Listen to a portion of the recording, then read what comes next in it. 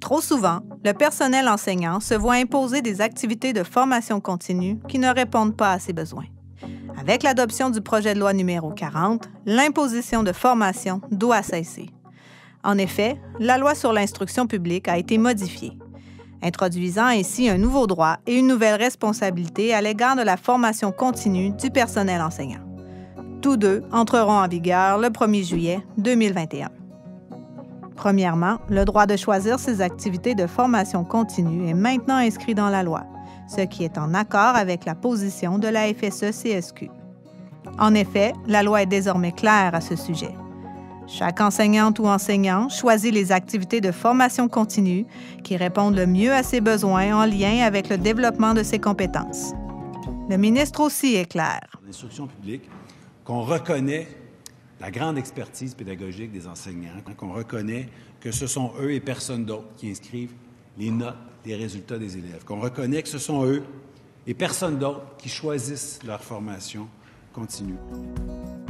Si votre centre de service scolaire ou votre direction tente de vous imposer une formation qui ne correspond pas à vos besoins, contactez votre syndicat. Vous pourrez déterminer ensemble les recours possibles, puisque chaque cas est différent et commande une action appropriée. Deuxièmement, une obligation pour tous les enseignantes et enseignants de suivre 30 heures de formation continue est introduite dans la loi, et ce, malgré la vive opposition de la FSE-CSQ. Ces 30 heures doivent être effectuées sur une période de 2 ans, commençant le 1er juillet de chaque année impaire. Reconnaître que les enseignants font de la formation. Les enseignants n'ont pas attendu que le projet de loi 40 soit déposé pour se former. Je pense qu'ils se forment pas mal au quotidien, donc ça devient une forme de reconnaissance.